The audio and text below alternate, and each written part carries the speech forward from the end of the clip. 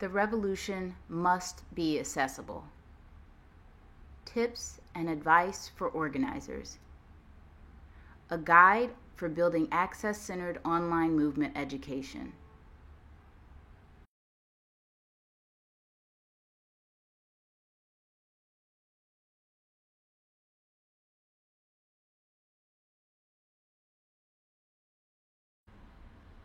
Prepare, prepare, prepare. Include access information on all promotional materials and translate materials into as many languages as you will have available. For example, you can create an ASL video announcement.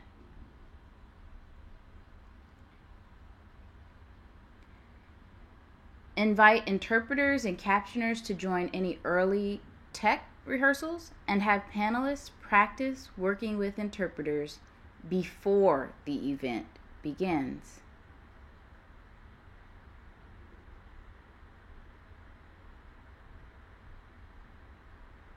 Find or hire a language or access justice specialist to coordinate access.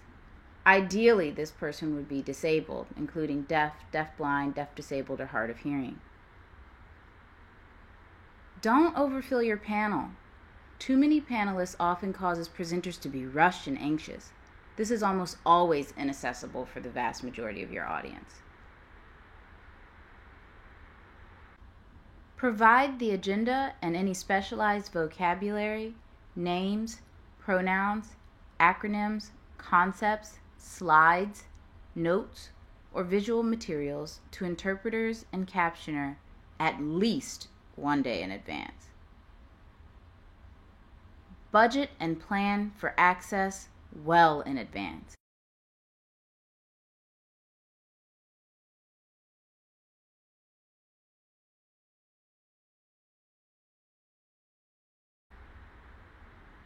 Interpreters aren't one size fits all.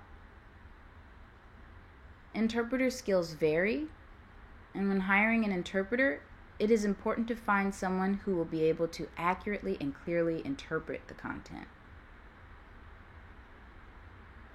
Check the interpreter's background, experience, familiarity with the content, and their identity.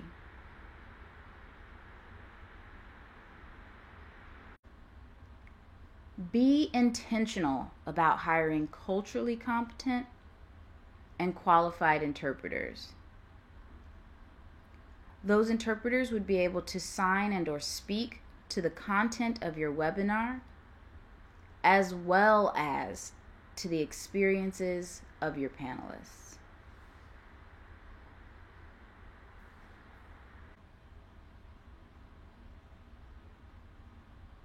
Once you identify or hire an interpreter, you can ask them who they work well with.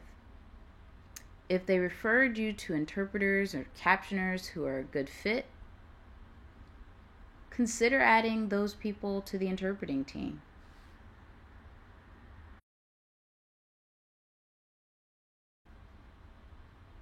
After the webinar wraps up, always check in with deaf and/or signing participants about interpreter quality, feedback on access, improvements that can be made, and other things of that nature. It is important to find someone who will be able to accurately and clearly interpret the content.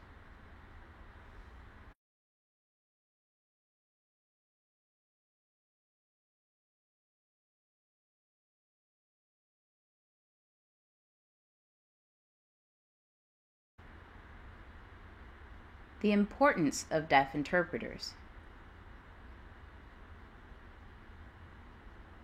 Signed languages are visual, spatial, tactile languages that are distinct from spoken languages.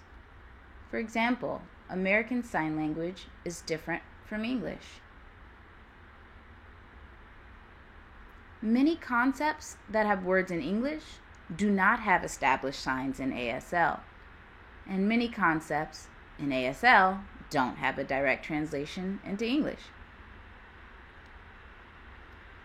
Deaf interpreters are skilled at using visual tactile sign languages to explain concepts that do not have signs without relying on fingerspelling.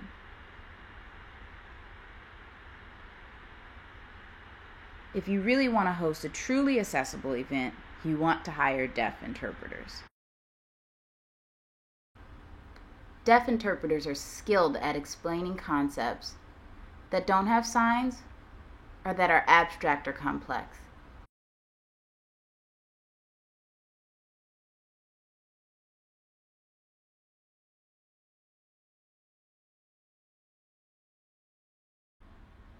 Interpreting teams.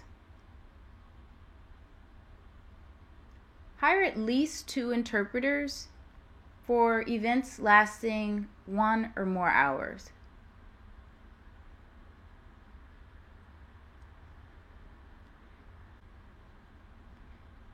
If the content is dense, complex, or fast-paced, it's a good idea to hire at least 2 interpreters for events under an hour also.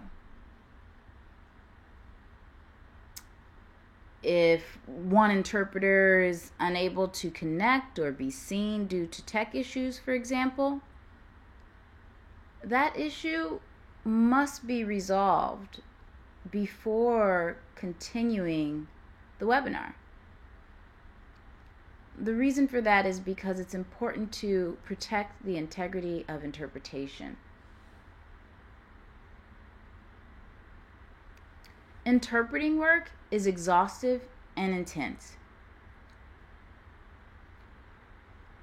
Interpreting actually results in mental and physical fatigue.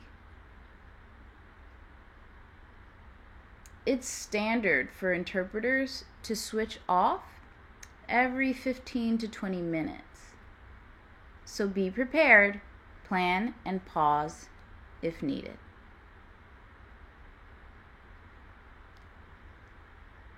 The interpreter who is off screen is not on a break. They support the on-screen interpreter with accuracy by feeding them information on or signs that they miss.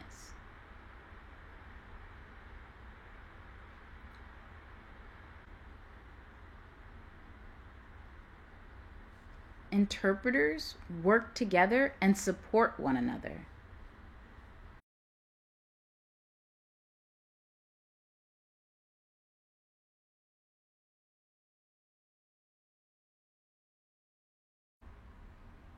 Tech tips. Signers and interpreters need to be seen clearly. Ask people who are not participating in the discussion to turn off their cameras.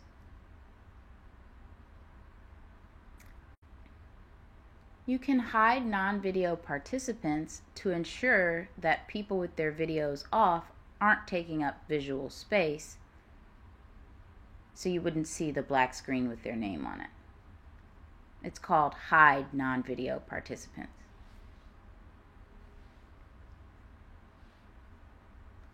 In a webinar, pin the interpreter so they can be seen for the entire webinar. Assign the interpreters as co-hosts.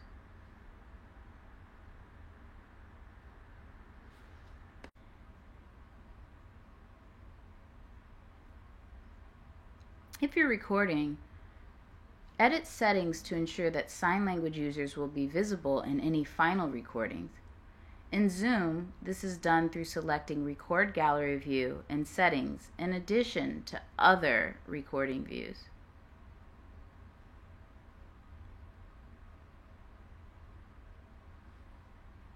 Include access teams as part of planning teams.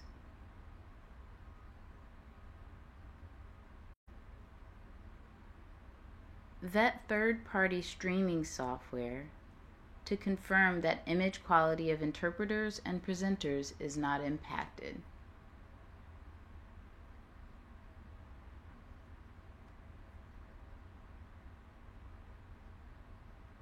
You'll want to set up a test run with the entire team, including interpreters and captioners, to address any tech issues.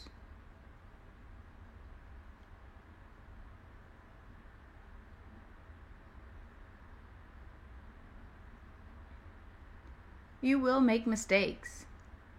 Try to fix them before you are live.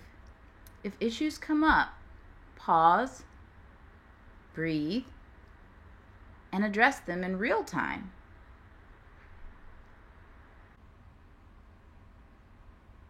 If a problem is persistent and can't be fixed, cancel the session until the time at which everyone has access.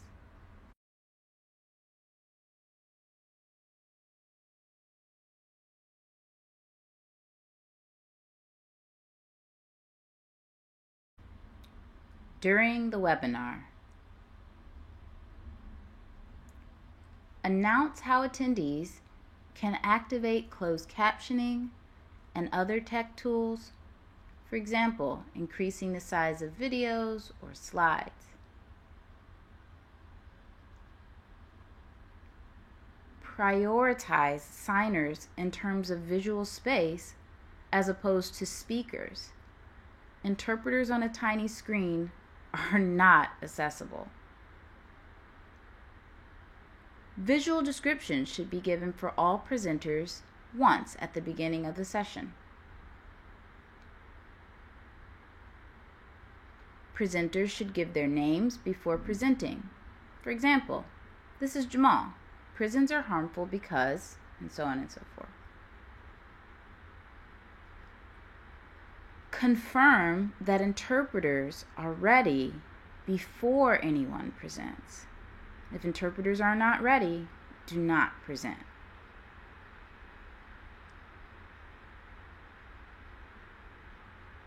Be patient with the interpreting process. Interpreters and presenters will likely request or make clarification or repetition. That's okay. Pause to give attendees time to view slides before each presenter and during times the interpreters switch.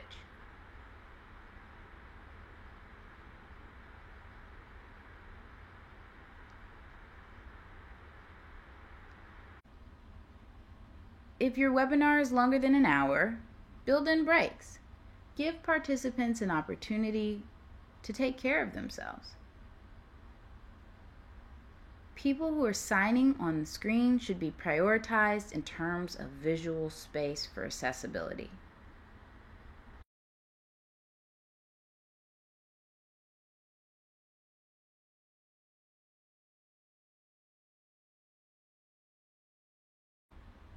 Captioning.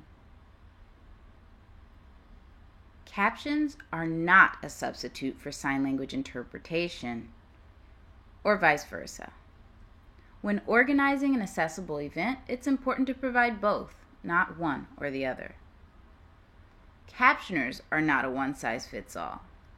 All advice given in the earlier slides about selection and preparation for interpreters applies to captioners as well. Check with the captioner to see whether they have experience connecting their live captions to the interface or platforms you will be using. Provide a separate link with live captions and integrate the captions into the live stream. There are pros and cons to both formats depending on individual access needs.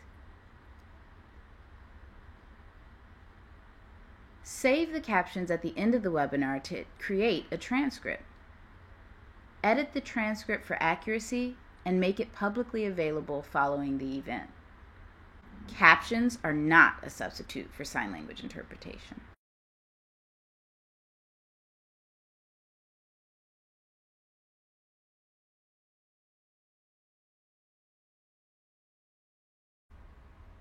Access is a practice, not a place. Being access-centered is more than just a checklist. It means we are committed to disability justice and language justice. Access needs vary between individuals and change over time or even on the spot. Sometimes access needs conflict with one another. The recommendations in this resource will not match all the access needs of every disabled person. Access-centered space means that flexibility, openness, and innovation are welcome and necessary. Practice real-time access interventions and invite collective support during the session to make for the best access.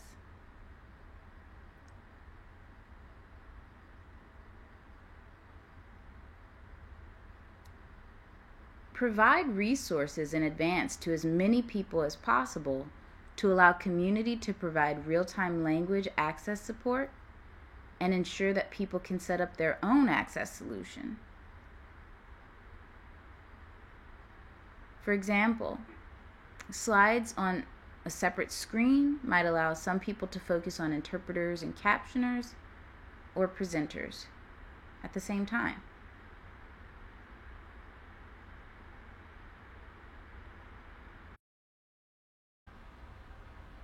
Disability is innovation.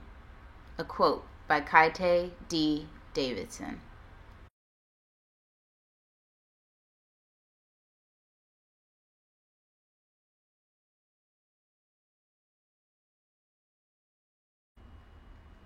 Plan and budget for access early. Do not assume access was great because it looked good to you. Follow up with disabled attendees and panelists for feedback and suggestions.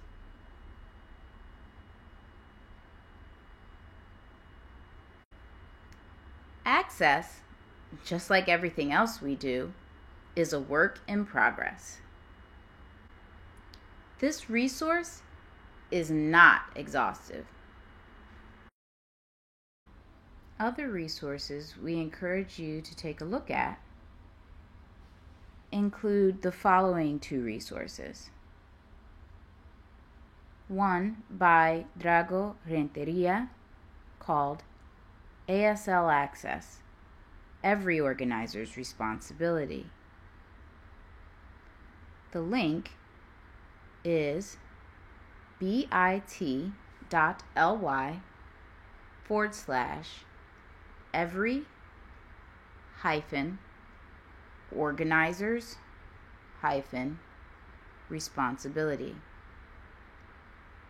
The next is examples from heard of inaccessible and accessible webinars. The link for that resource is bit.ly/access-webinars.